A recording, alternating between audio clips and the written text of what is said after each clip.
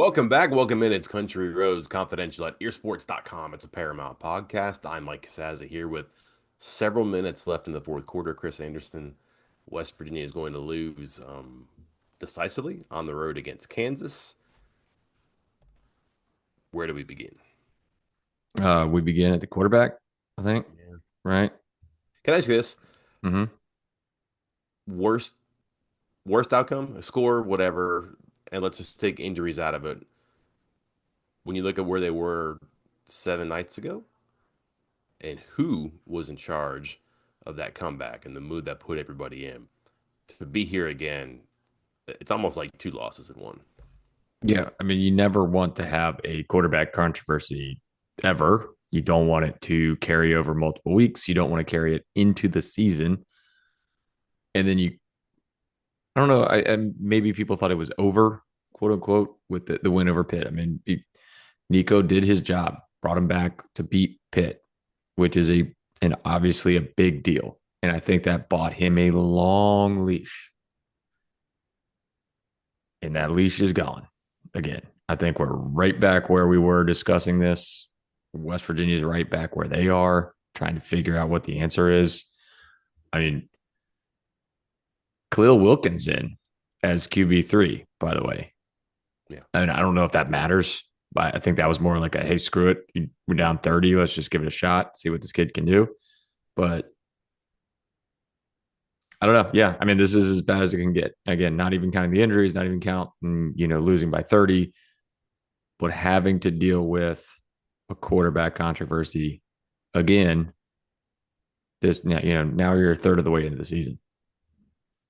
The Wilkins thing makes me think that they just don't want Henderson getting hurt. Just no reason for him to be in here taking handoffs and getting hits right now. But the first drive, let's go in, let's let him run his stuff and see what he does, see if he can get a spark for practice purposes, not for the rest of the game. Second game, see if he can get some throws in the coverage on tape, maybe see if he can work on some stuff he worked on in practice. And then he's out after that because I think the wheels got to be moving, Chris. And I want to go back to the first podcast of the year we had after a game, 45-3. What are we thinking? And it was, man, if you watch, all right, I'm not patting myself in the back here because when they give you the good and the bad of this, the bad is I was like, if you watch Sincere Bowers, it seems like you got to get him more carries.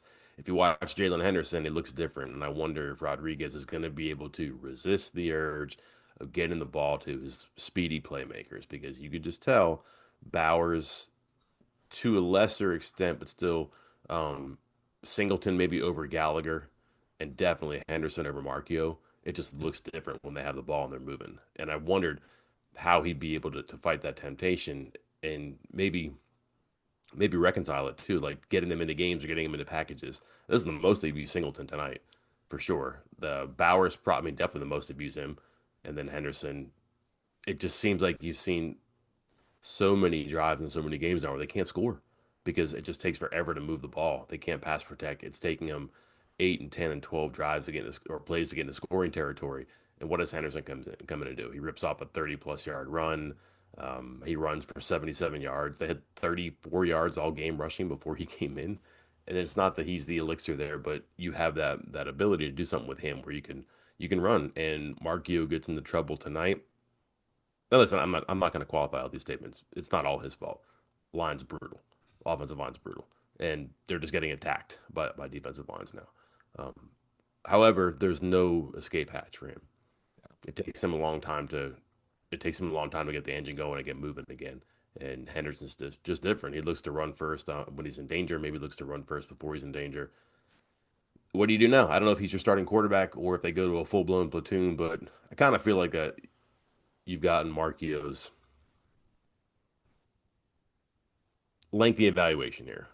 Yeah. And and again, like this is not to take away what he did, but what he did against Pitt was just really set up for what he can do. You're throwing into cover two and zone coverages and prevent defense. That was not Kansas tonight. They were coming after him. Yeah. And I mean, and like you said, I like your point about there's no escape hatch. Like there were several times where, yeah, they rushed on Markio, but maybe that first rusher missed, or maybe there was an actual block for once. And then it was like, oh, look, there's a Mhm. big open space for Nico to run. And he'd start to run. And it would close so quickly. And in my mind at the time, I'm thinking, wow, man, Kansas is flying all over the place. They are closing those gaps, those circles. And then Henderson gets in there. It's the same space. And he just seems to, he was just down the field faster. Like he was just, it's 7, 8, 9, 10 yards. There we go. And every single time with Nico, it was a 2 yard run. Yeah. And when I posted about that, I think it was 6 carries, 77 yards. I just kind of posted the stat line on social media. They're like, oh, it's against garbage time. It's not against garbage time. The guys are on the field, and I took note of who were officially credited with the tackles: Harold, Gibbs, Graham, Bray, Davis, Finkley. Those are 6 of the top 15 guys on Kansas defense and snaps coming into the game. So 11 starters, couple backups. Um, like they still had their ones in there, maybe a couple twos rotating in, but that was mostly Kansas's starting defense when Jalen Henderson did that 77-yard drive. Now, were they as aggressive because they were up a bunch? Probably not. But again, just look at a couple of those plays where you see Henderson realize, hey, I got to run, and then overlay it with Nico saying, oh, I got to run, and see what the end result is, and you can see the difference.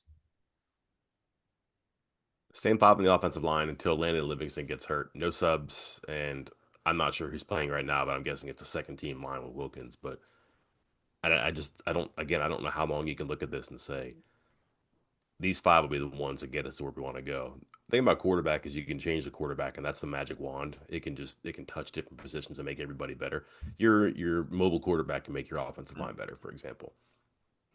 I don't know that you can change the offensive line and do stuff, but you're just seeing a lot of communication errors. You know, who's got this guy, and then just when they have other guys do stuff to help, like Barnes and Bowers looked kind of futile today trying to help Markio in the backfield because the offensive line wasn't great. Barnes probably not a great pass blocker. Excuse me, Bowers probably not a great pass blocker, and Barnes was he was just kind of spinning sometimes out there too, and he's been better than he was today for that, but nobody had a good game today. I think it's fair to say, like Fred Perry had the makings of a good game. He was flying all over the field, which became his downfall. But I don't think of anybody, and I'm like, well, you know what? That's something you could say was a positive here. I'm sure somebody in some regard did good things, but at this moment that we're talking about it, one, you're not going to focus on that, but two, just the absolute absence of that absolutely shows you why the score got one-sided like it did. Trying to think who did nobody, right? I'm trying to think like who had a nice day. And maybe somebody will come away and say, oh, somebody had nice coverage, or maybe, well, I was about to say maybe somebody had nice blocking, but I can safely say that's not the case. But just a brutal showing out there. Fred Perry, by the way, when did he get ejected? Second quarter? Is he still the leading tackler? Still the leading tackler for the team and got ejected in the second quarter. Yeah. It's not Thought, great. thought Singleton looked okay in his very small doses, but Yeah. like 2 carries, 2 touches, and again, just a little different. He's a little twitchier than that. But um, here's the thing: just, there's no carryover from last game. Obviously, way down. We're burying the lead here, though. Too no Ty Edwards. Had heard late in the week he had been pretty limited in practice, and they weren't sure what they were going to get out of him. I never heard they weren't going to get anything out of him. Um, Strange thing slipping out of practice this week, Chris. That was one detail, but I was under the assumption he was going to play. He did travel, but and he's in uniform for the game. You saw him a couple of times, but he wasn't there. But now I see Dior Hubbard got 3 carries for 16 yards, so we can cross that one off the list. We can get him off the side of the milk carton. But nobody who was good last game or who's had moments really did it tonight. Gallagher 2 catches, 21 yards. Barnes 3 catches, 20 yards. I'm just looking at different guys here. Justin Smith Brown, 2 catches, 19 yards. We just went over Markio's struggles and just didn't have anybody who was dynamic in the running game today. And I'm not sure that Edwards is like the dynamic player, but he's just different because he's going to the first guy's not going to get him on the ground, and he's not going to dart left or right to get out of trouble. He's going to go forward, and you got guys right now who can't do that. I mean, it's pretty bad. Like they're 41 carries for 182 yards, but 80 of them, 79 of them come from your quarterback who's only in for 2 series. So just All not right. what they needed, which was kind of the concern about this game is that emotional high, and then what made this game so dangerous, the emotional high of that game, win or lose. Then you got to go to Kansas, which is coming, licking its chops after an off week, and they were. I didn't think Kansas was great. Didn't look like they were sharp and were ready to roll coming out of the garage, but they were just better tonight. Let me ask you this. Rich Rodriguez is going to talk to the media here in just a few minutes. So maybe he answers this before this podcast even goes up. But I'm going to ask you anyway. Is Jalen Henderson on the field for snap one next week? Who is it? Utah? Yeah. Hmm. Right? Back Yeah, home. I think so. I think so because you can go back to Markio, and I think that's a guy that if it's not working for Henderson, you can go back to him and he can get you in the game. It just that we've seen this already now, Chris. We've seen it 3 games in a row. Where I mean, I don't know how many more times you need that, and then I just don't think Rodriguez is a guy who's going to pack it in, and you can just see it. There's something there. Like it looks punchy, and they can move fast, and they can get first downs, and they can do something outside of the design, or more importantly, Chris, they can do something within the design that's impressive, and they just haven't done that enough.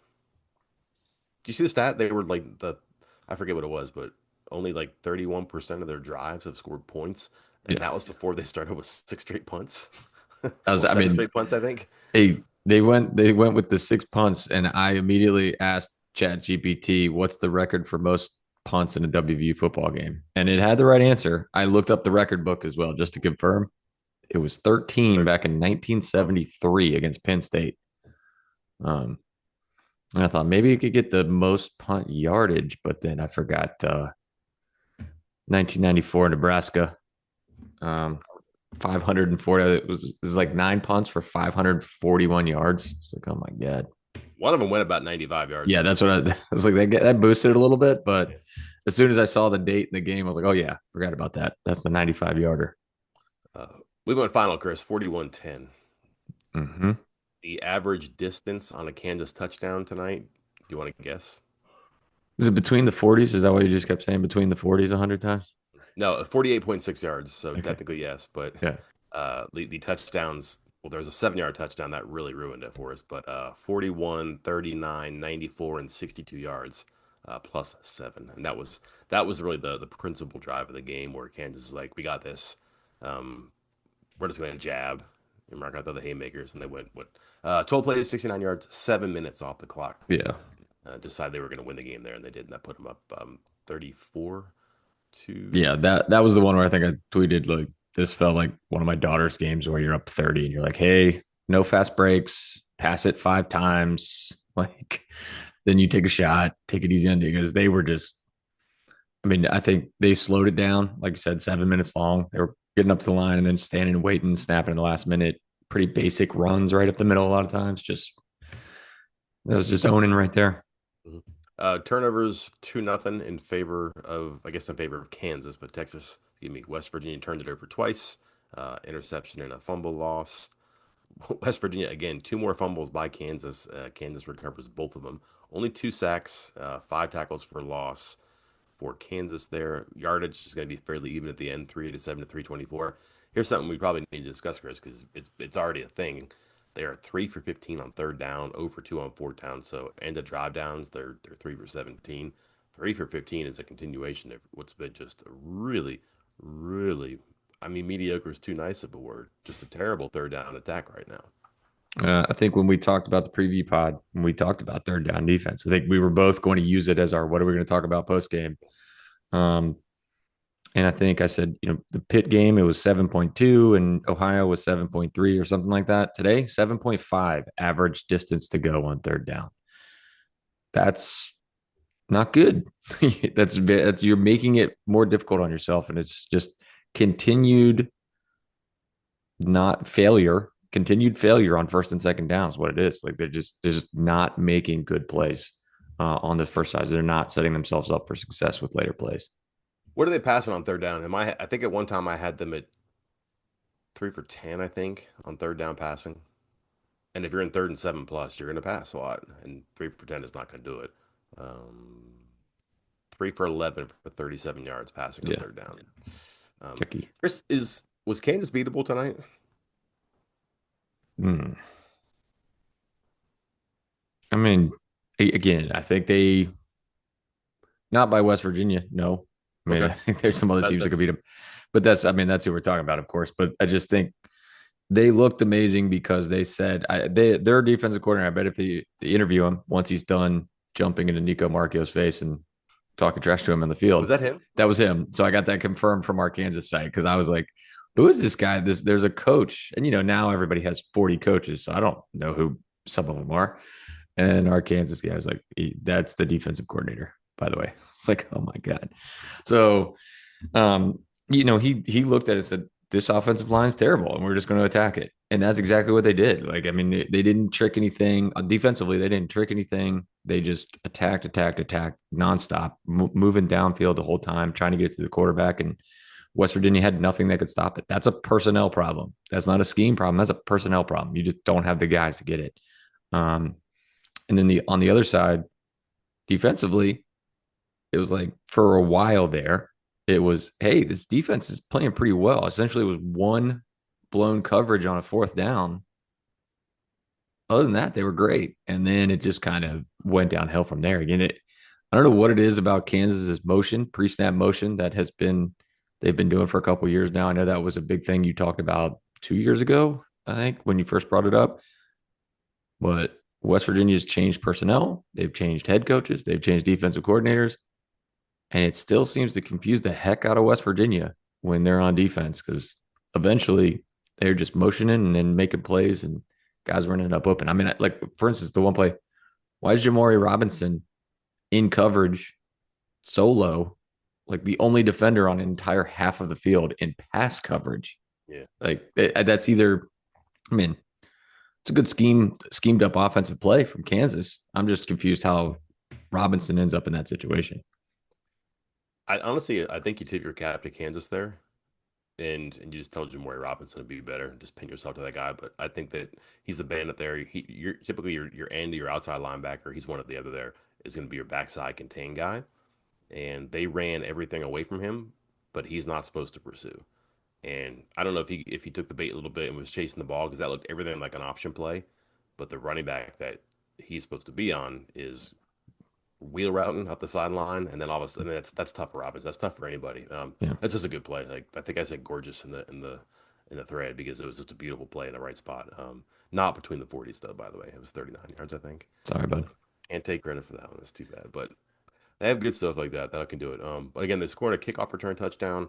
West Virginia tortured sometimes when it comes to kickoff returns, but new regime, right? They haven't given up punt return like yards that they have today for a long time. What do you say? 5 years So since the last 30-yard from return? 2020 till through today, they had given up one 30 plus yard punt return Yeah. and gave up another one today.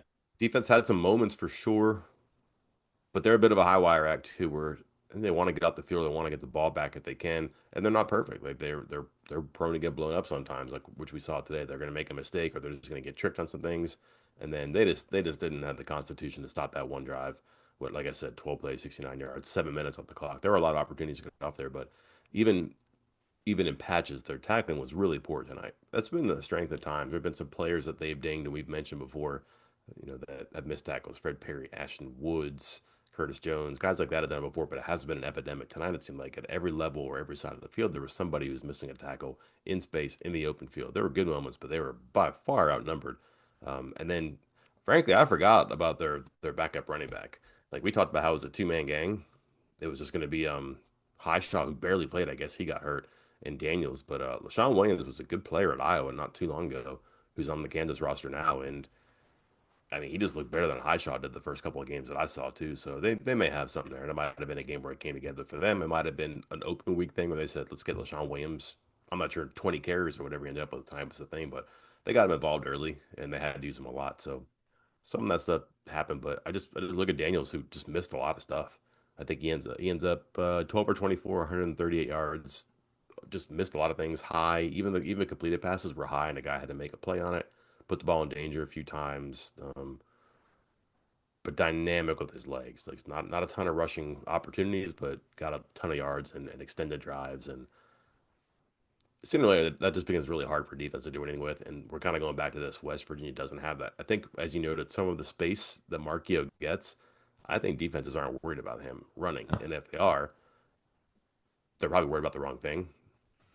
So they lay back a little bit, or the call has them in a bit more of a, I don't know, submissive or passive position, but they know if they see him, they can go get him. They're not going to get hurt. Can't say that about Daniels. Can't say that about Henderson either, too. So um, No, that's a difference. That's a difference not only from one sideline to the other, but even on your own sideline today. That just does seem apparent the more you think about it and talk about it now. What are there, or are there any other changes feel like need to be? I mean, we talked about that. Not that we're calling for these changes, but we're predicting Henderson at QB for next game. Are you predicting any other changes before next game? I mean, he seems hesitant, Coach Rodriguez, to make some of these changes, and most coaches are. Like, I mean, you don't want to flip flop back and forth all the time, but anything else you think might change before next game? Also, this like I don't know who would feel safe on offense. Mm-mm. Like like Cam Bond, we think is their best player, but just the volume is not there. And but then who else? I don't know. Like especially if you're missing Fox, but like if Fox comes back and he's healthy, why wouldn't he have a big role here? And he's not like a dynamic player, but he's going to do the right stuff and probably get to the right places and make catches and all that. Um, I don't know who jumps in line over Clay Ash, who gives you 7 carries for 12 yards tonight. I just don't know where those answers are. You have some nice glimpses of like a Tyler Jackledge late in the game. We just mentioned Hubbard. I haven't seen anything that he did, but they got in there just a long way. But you figure Edwards should be back for that, so maybe this isn't a concern. If Edwards isn't your number one after two straight starts by Ash, then I don't know what's going on there. And then just defensively, see where they are on some injury stuff too. Did Coates come back into the game after he left? That's what I was looking at. I was trying to look that up earlier. I I thought I saw him make a tackle in the third quarter, but I'm not positive on that. Didn't see. I don't think Siders came back in, but that's a position where they have some depth. But like, I just feel like that there's not a great difference between their starter and their backup at a lot of their defense positions. Maybe corner, maybe, but I wouldn't say that their backup safeties are vastly behind their starting safeties or their linebackers are much different from one another. So I think you keep a lot of that the same. But I would say if you're on offense, apart from Edwards, who probably feels bad that he couldn't play tonight, I wouldn't feel good if I was anybody on the offensive side of the ball. Yeah, Coates did come back in. He did have a tackle in the third quarter. He got hurt on that first drive of the second quarter. He broke up that pass, amazing play right near the goal line, and kind of landed very awkwardly. And you could just see him kind of gimp to the sideline. Um, and they tried to attack that third down play. It was the very next play. They tried to attack it. Jordan Scruggs made a nice play at the in the end zone, pushing the guy out of bounds. But yeah, he was out for I think the next drive, but then came back in the second half. So Trying to figure anything else out here. By the way, you noted asked me where I was. My wife's family's house. Last time I was here, Chris, hmm. it was the final regular season game last year. That's your hot board basement? Is that what that is? No, no, no, no, no. That is not what I said. No, no. This Oh is my the blowout god, basement, not the hot board the basement. blood, the hot board basement. Oh Yeah, my no, no, god, no. Mike, already? Yeah. Um, Looking around the Big 12 today, do you feel any better or any worse relative to the surroundings for West Virginia? Because somebody was going to have to lose Texas Tech, Utah. Now ticked off Utah team is coming to Morgantown, but maybe that's the Yeah. team that Morgantown needs to take. Texas Tech, Arizona State, I think was beating Baylor. TCU wins. Oklahoma State's a mess. I don't know. UCF beating the snot out of North Carolina. Might not be the worst team in the Big 12. I don't know. It's better Yeah, than I Texas was Tech. I was thinking that I was thinking UCF was like bottom 3 or 4 in the whole Big 12, and they put a beat down on UNC today.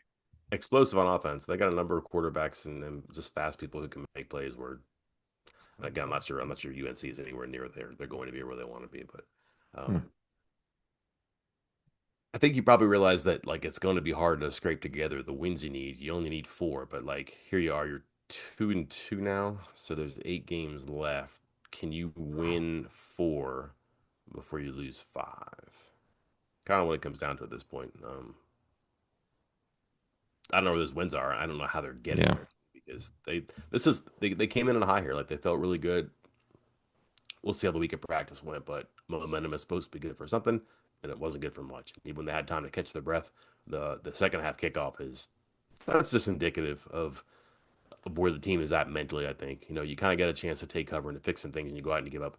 The ball goes to the 7, not even into the end zone this time, or even close, and it gets returned for a touchdown where two or three guys have a chance to make a tackle. If you play like that in the first half and you get chewed out like you probably did at the halftime scene, and you go out and you do that, like you're one of those guys who doesn't have an opportunity to do something like that very often. They kicked off once in the first half, I think, right? So like if you're a kickoff guy, you're somebody who's on defense is playing pretty well, you think, or you're an offensive guy who just wants to take out some angst. But if you got a chance to start the second half with something, that's not it, right? And I just promise you, if you talk to other coaches, they'll say that one thing they look at is they look at how teams cover kickoffs, or how they go after PATs or field goals sometimes too, but definitely how they cover kickoffs because that's a will, that's a want to, and it's mostly guys who are hungry and want to do something. Maybe they don't have big roles, or maybe like I said, they've just been getting kicked back and forth, and they want to do something impactful. And to do that coming out of the locker room, that was a really bad sign for things. All right, Mike, let's hop off here. Let's go see what Rich Rodriguez had to say. You and I will reconvene Monday morning for, Mailbag ought to be really do we, good. yeah, I was gonna say, do we dare? Do we dare? We go off script and no cues? Nah, we'll open it back up. Let you guys ask some questions. We'll have the mailbag on Monday morning. Sunday, So usual stuff. I don't think you're gonna see plays that change the game, Mike, because started at about 19% pretty quickly. Then it was like what 10 straight 3-and-outs after that, essentially between the two teams, yeah, and kind of bounced between 10 and 14%, and then just downhill from there. So, we'll have some things we weren't expecting. mm, A couple of them. And then yeah, snap counts ought to be interesting here too. By the way, did you here's something, Chris. We spent a lot of time on travel rosters. mm-hmm. 70 players. We put our 70 player roster up. Guess who found out today the Big 12 expanded the travel roster to 74. Yeah, I have no idea. I can't find any documentation that that actually happened. Not that it mattered, but I can't find a link, anything in my inbox. I mean, I'm kind of obsessed over these things, right? And there's so many rules that maybe I missed this, but I can't find any proof that it happened. Big Ten for many years, SEC for a couple of years. I think the ACC 70. But yeah, West Virginia 74. So that's why you saw some people there, like a Logan Ramper or a Dior Hubbard, someone like that, that maybe wouldn't have expected to see there. Nope, 74. Got room for four more people, so guys like that made the trip. So yeah, snap counts will be interesting, and then we'll see. Honestly, a health report after this one will probably be a good one too, because Yeah, team that can't afford to lose many more people. Landon Livingston, Braden Siders. We saw Coates back. Where's Ty Edwards? That'll be important too because they need their best players, which we're not even sure how many they have at this point. But if you lose players that start or in big roles, that's not good either. So plenty to keep an eye on. Even though it did not go West Virginia's way, still something you have in your crosshairs. Anything else? that's it. Let's finish this then. Until next time, I'm Mike Kazaza. And I'm Chris Anderson. We'll talk to you then.